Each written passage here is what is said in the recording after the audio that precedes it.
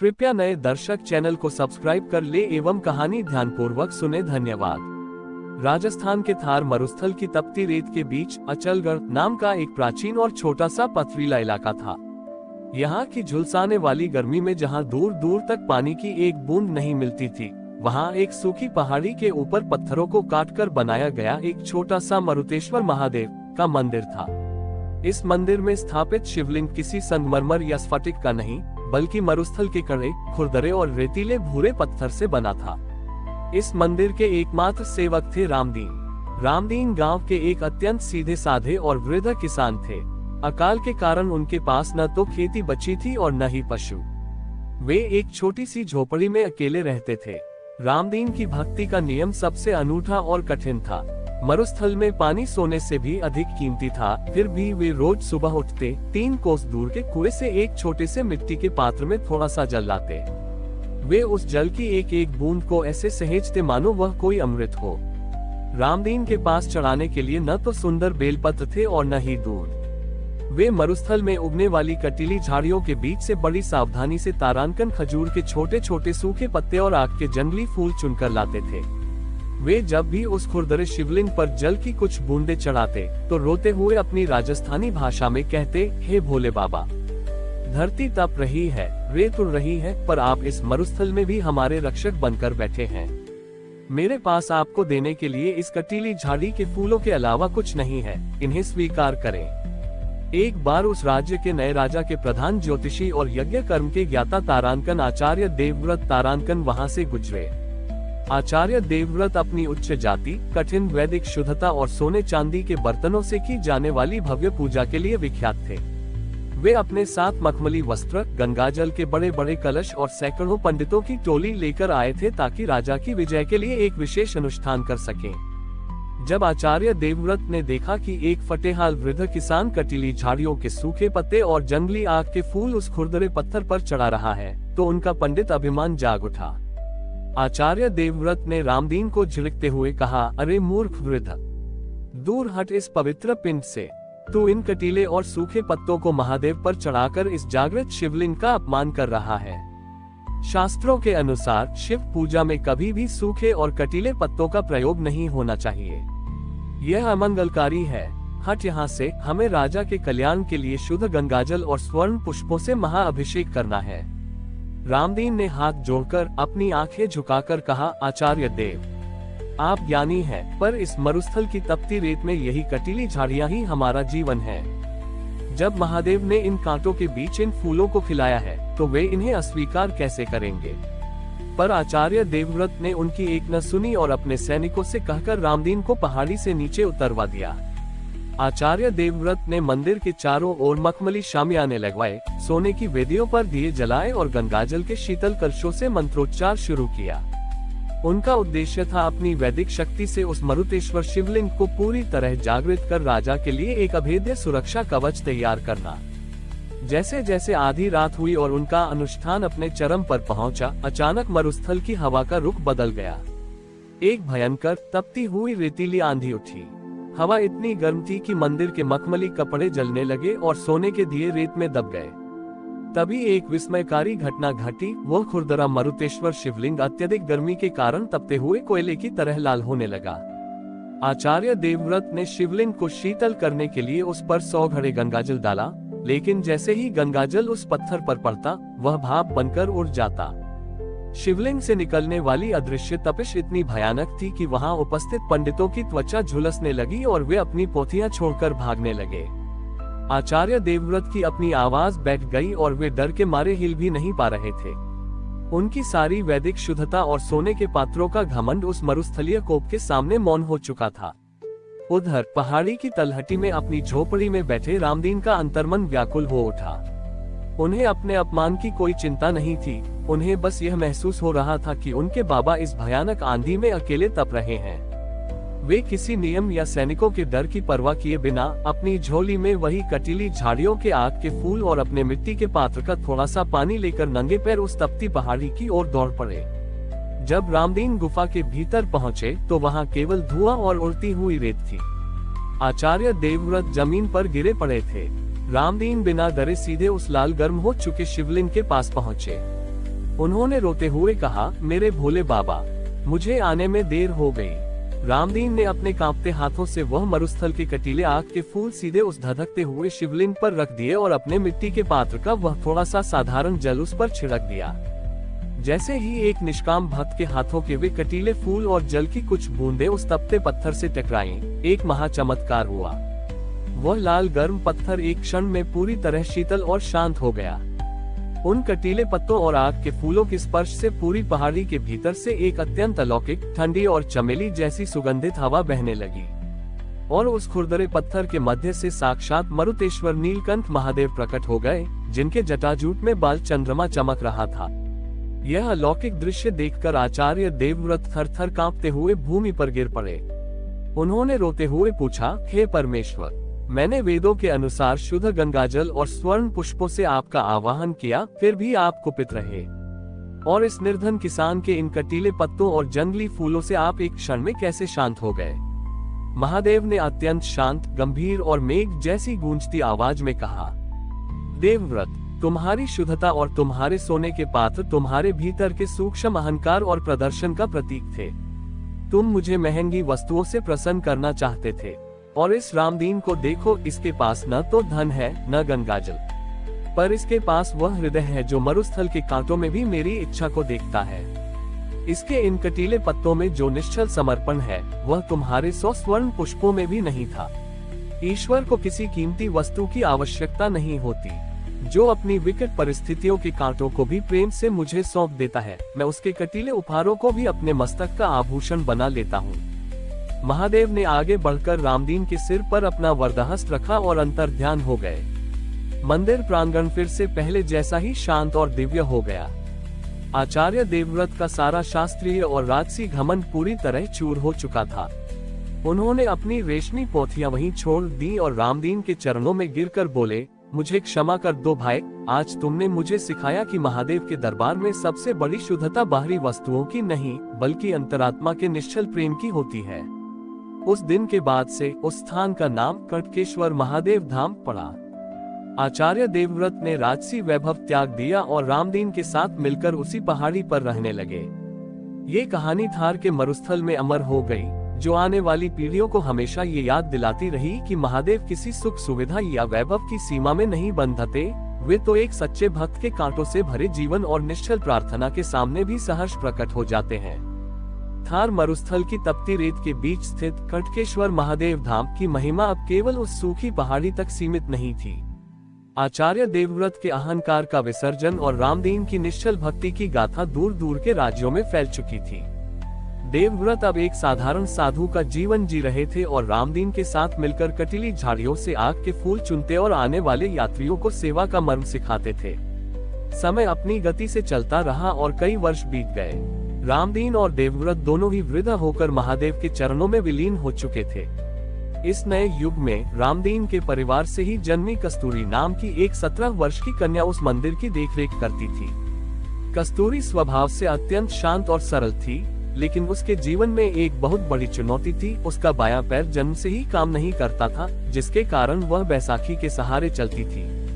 लेकिन जब वह बैसाखी टेकते हुए पहाड़ी पर चढ़ती, तो हर कदम के साथ उसके होठों पर केवल एक ही नाम होता था, ओम नमः शिवाय। एक बार उस राज्य के सिंहासन पर राजा वीरभान का शासन आया। राजा वीरभान एक अत्यंत महत्वाकांक्षी और युद्ध प्रिय शासक था।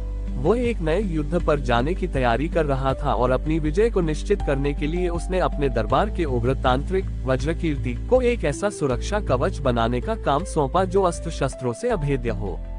तांत्रिक वज्रकीर्ति ने राजा से कहा, राजन, मरुस्थल की पहाड़ी पर जो कटकेश्वर शिवलिंग है, वह मरुस्थल की प्रचंड अग्नि ऊर्जा से युक्त है। यदि हम उस शिवलिंग को बलपूर्वक उखाड़कर राजमहल की भट्टी में पिघलाएं, तो उससे एक ऐसा कवच तैयार होगा जिसे संसार की कोई तलवार नहीं काट सकेगी। राजा वीरभान अपने सैकड़ों सैनिकों, रथों और विशाल हथियारों के साथ सीधे उस सूखी पहाड़ी के ऊपर पहुंच गया। जब वे मंदिर प्रांगण में दाखिल हुए, तो उन्होंने देखा कि बैसाखी के सहारे खड़ी कस्तूरी बड़े लाड से खुरदरे शिवलिंग पर जल की कुछ बूंदें छिड़क रही थी और आग के फूल चढ़ा रही थी। तांत्रिक वज्रकीर्ति ने आगे बढ़कर अहंकार से कहा, ए लड़की, हट यहाँ से, इस पत्थर का समय अब पूरा हुआ।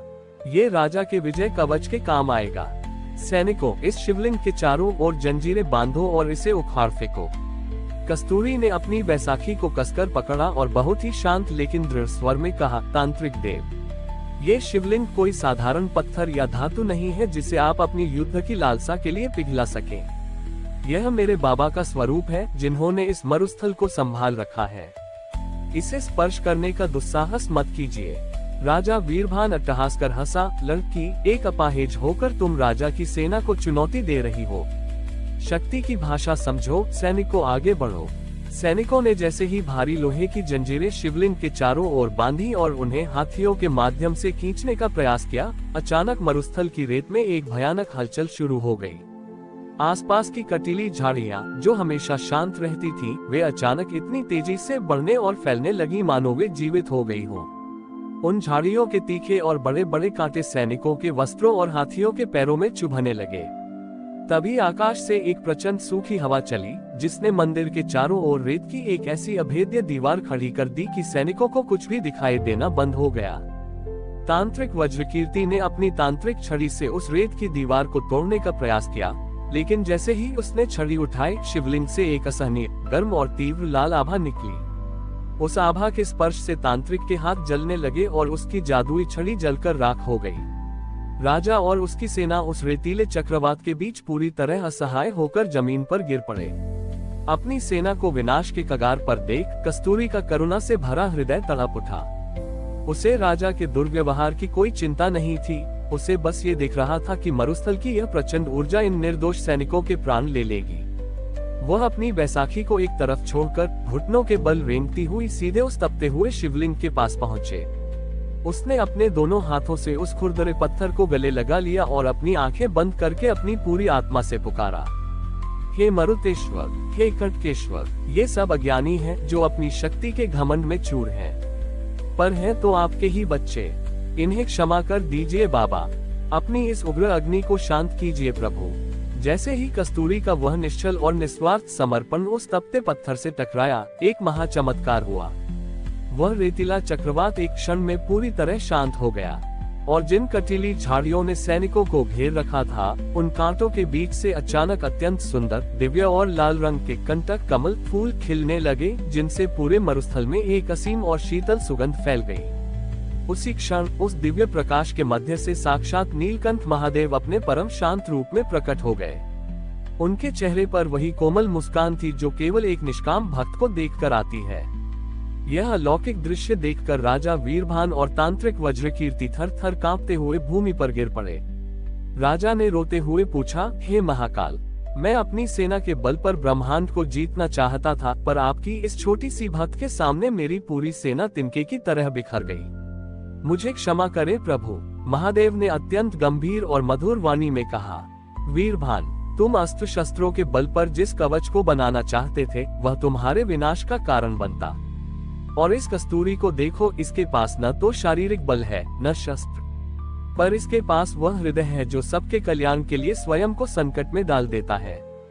सच्चा कवच लोहे का नहीं, बल्कि करुणा और विश्वास का होता है, जो आज कस्तूरी ने तुम्हें दिखाया है। जो दूसरों की रक्षा के लिए मुझे पुकारता है, मैं स्वयं उसकी ढाल बन जाता हूँ। महादेव ने आगे बढ़कर कस्तूरी के सिर पर अपना हाथ रखा। उस दिव्य स्पर्श के होते ही कस्तूरी के बाएं पैर की कमजोरी हमेशा के लिए दूर हो गई। उसने अपनी बैसाखी को दूर फेंक दिया और अपने दोनों पैरों पर बिल्कुल सीधी खड़ी हो गई। उसका चेहरा किसी तपस्विनी की तरह चमक रहा था। इसके बाद महादेव अंतर्ध्यान हो गए। राजा वीरभान और तांत्रिक वज्रकीर्ति का सारा युद्ध अहंकार पूरी तरह नष्ट हो चुका था। राजा ने उस दिन के बाद से दिग्विजय का मार्ग हमेशा के लिए छोड़ दिया। उसने अपनी आधी संपत्ति उस मरुस्थलीय क्षेत्र में जलाशयों और धर्मशालाओं के निर्माण में लगा दी। कस्तूरी अब अपने दोनों पैरों पर दौड़कर उस पहाड़ी पर चढ़ती और कटकेश्वर महादेव की सेवा करती थी। उस धाम ने संसार को एक बार फिर यह अमर संदेश दिया कि भौतिक शक्ति चाहे कितनी भी विकराल क्यों न हो, वह एक सच्चे भक्त के निश्चल प्रेम और करुणा के सामने हमेशा घुटने टेक देती है। मरुस्थल की झुलसती हवाओं के बीच स्थित कटकेश्वर महादेव धाम अब केवल राजा वीरभान के हृदय परिवर्तन का साक्षी नहीं था, बल्कि वह पूरे आर्यावर्त के लिए निष्काम सेवा और अडिग विश्वास का एक महान स्तंभ बन चुका था। कस्तूरी की करुणा की गाथा ने मरुस्थल के कांटों को भी फूलों की सुगंध में बदल दिया था। राजा वीरभान ने युद्ध का मार्ग सदा के लिए त्याग कर अपना शेष जीवन प्रजा के दुखों को दूर करने में लगा दिया। समय बीतता गया और पीढ़ियों का बदलाव हुआ। कस्तूरी अपनी सांसारिक यात्रा पूर्ण कर महादेव की ज्योति में समाहित हो चुकी थी। अब वह युग पूरी तरह बदल चुका था और उस सूखी पहाड़ी के आसपास कई छोटे छोटे बसेरे बन गए थे। इस नए युग में कस्तूरी के ही वंश का एक 15 वर्ष का किशोर तारांकन देवराज तारांकन उस मंदिर की देखरेख करता था। देवराज का स्वभाव अपने पूर्वजों की तरह ही सरल था, परंतु इस नए समय में मरुस्थल के सामने एक बहुत बड़ी चुनौती खड़ी थी। पिछले 3 वर्षों से अचलगढ़ के इस क्षेत्र में पानी की एक बूंद भी नहीं बरसी थी। भूखमरी और सूखे के इस विकट काल में गांव के नए मुखिया तारांकन विक्रम सिंह तारांकन ने एक कुटिल योजना बनाई। विक्रम सिंह स्वभाव से अत्यंत धन लोभी और स्वार्थी थे। उनका मानना था कि इस अकाल के समय में केवल वही जीवित रह सकता है जिसके पास सत्ता और संसाधन हो।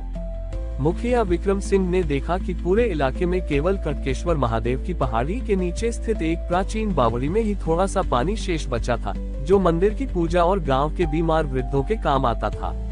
एक दोपहर विक्रम सिंह अपने लठैतों और लोहे के बड़े बड़े तालों के साथ पहाड़ी पर आ धमके। उन्होंने उस पवित्र बावड़ी के ऊपर लोहे का एक मजबूत जाल डलवा दिया और उस पर एक भारी ताला जड़ दिया। मुखिया ने कड़क कर कहा, सुनो रे गांव वालों, आज से इस बावड़ी का पानी केवल मेरे परिवार और मेरे खास आदमियों के लिए आरक्षित रहेगा। इस सूखे में पानी ही सबसे बड़ा धन है। और हाँ, इस देवराज लड़के से कह दो कि आज से इस खुरदरे पत्थर शिवलिंग पर पानी चढ़ाना पूरी तरह बंद करे। इस अकाल में भगवान पर पानी बर्बाद करना मूर्खता है। देवराज उस समय शिवलिंग के पास बैठकर खजूर के सूखे पत्तों से एक सुंदर माला बना रहा था। उसने मुखिया की बात सुनी, अपने स्थान से उठा और हाथ जोड़कर बहुत ही शांत लेकिन गंभीर स्वर में बोला, मुखिया जी, यह बावड़ी और इसका जल हमारे पूर्वजों की अमानत नहीं बल्कि कटकेश्वर बाबा की कृपा है। यदि आप महादेव का अभिषेक रोकेंगे और भूखों की प्यास पर ताला लगाएंगे तो यह मरुस्थल स्वयं इस जल को सोख लेगा। प्रकृति के इस उपहार का सौदा मत कीजिए। मुखिया विक्रम सिंह अट्टहास कर हंसे, लड़के, मुझे शास्त्रों का डर मत दिखाओ। पानी जमीन के भीतर है, किसी पत्थर के आशीर्वाद में नहीं। सैनिकों, यहाँ कड़ा पहरा लगाओ। उस रात मरुस्थल में हाहाकार मच गया। हवा इतनी गर्म थी कि सांस लेना भी भारी हो रहा था। प्यास से तड़पते बच्चों और बूढ़ों की करुण पुकारें पहाड़ी के ऊपर तक गूंज रही थीं। देवराज अपनी झोपड़ी में बैठा ये सब सुन रहा था और उसकी आंखों से अश्रुधारा बह रही थी। उसके पास न तो बावड़ी की चाबी थी और न ही मुखिया के लठैतों से लड़ने का बल। वह आधी रात को चुपचाप उठा और सीधे कटकेश्वर शिवलिंग के सम्मुख जाकर बैठ गया।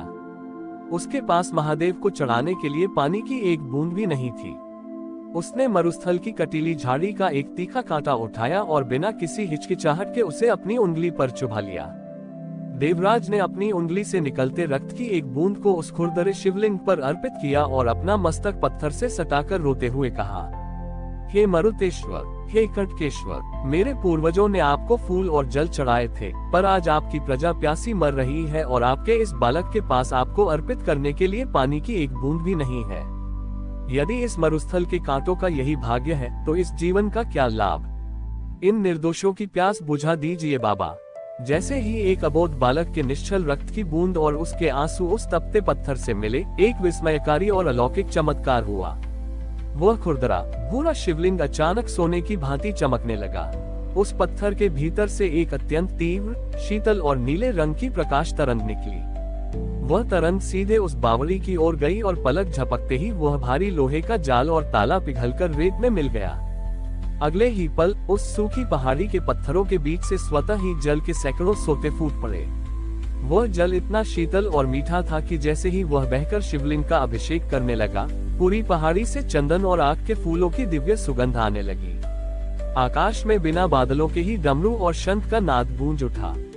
उस अलौकिक प्रकाश के मध्य से साक्षात तारांकन तपेश्वर महादेव तारांकन अपने परम शांत रूप में प्रकट हो गए। उनके मस्तक पर बाल चंद्रमा था और उनकी जटाओं से अमृतमयी जल की सूक्ष्म बूंदें चारों ओर बिखर रही थीं, जिससे मरुस्थल की वह तपती हवा एक पल में ठंडी और सुखद हो गई। मुखिया विक्रम सिंह और गांव के लोग इस दिव्य गर्जना को सुनकर दौड़ते हुए पहाड़ी पर पहुंचे। जब उन्होंने साक्षात ईश्वर को एक निर्धन बालक के सामने खड़े देखा तो मुखिया का सारा सत्ता का घमंड और धन का लोभ एक क्षण में नष्ट हो गया। वह थर-थर कांपते हुए रेत पर गिर पड़ा। महादेव ने मुखिया की ओर देखा और मेघ जैसी गंभीर गूंजती आवाज में कहा, विक्रम सिंह, तुम प्रकृति के इस जीवनदायिनी जल को अपनी तिजोरी में बंद करना चाहते थे। तुम भूल गए कि इस मरुस्थल की कठोरता में भी जो शीतलता छिपी है वह मेरा ही अंश है। देवराज ने मुझे कोई रत्न नहीं चढ़ाया, उसने अपनी आत्मा का अर्घ्य मुझे दिया है। जहाँ स्वार्थ की सीमा समाप्त होती है वहीं से मेरी करुणा की अविरल धारा बहती है। महादेव ने मंद मुस्कान के साथ अपना हाथ उठाया और पहाड़ी से निकलने वाली जल की वे धाराएं बहकर सीधे गांव के सूखे खेतों और तालाबों की ओर बढ़ गईं। देखते ही देखते वह मरुस्थलीय भूमि हरी भरे बागों में बदलने लगी। इसके बाद महादेव ने देवराज के मस्तक को छुआ, जिससे उसकी उंगली का घाव तुरंत ठीक हो गया और उसका चेहरा एक महान तपस्वी की भांति दीप्त हो उठा। महादेव के अंतर्ध्यान होने के बाद वह सूखी पहाड़ी अब अमृत पहाड़ी के नाम से जानी जाने लगी। मुखिया विक्रम सिंह पूरी तरह बदल चुके थे। उन्होंने अपनी सारी संपत्ति गांव के विकास और नए जलाशयों के निर्माण में लगा दी और स्वयं देवराज के साथ मिलकर मंदिर की सेवा करने लगे। देवराज अब हर सुबह उठकर उस सदा बहने वाली दिव्य धारा से जल लेता और कटकेश्वर महादेव का अभिषेक करता। कटकेश्वर महादेव धाम की यह गाथा थार के इतिहास में हमेशा के लिए अमर हो गई, जो आने वाली सदियों तक मानव जाति को ये याद दिलाती रही कि जब मनुष्य विपरीत परिस्थितियों के कांटों के बीच भी अपने विश्वास को अडिग रखता है तो महादेव उसके खाली हाथों में भी संपूर्ण सृष्टि के कल्याण का अमृत भर देते हैं। आपको यह वीडियो पसंद आया और इससे कुछ नया सीखने को मिला तो वीडियो को लाइक ज़रूर करें और ऐसे ही वीडियो देखने के लिए चैनल को सब्सक्राइब करना ना भूलें। मिलते हैं अगले वीडियो में। हर हर महादेव।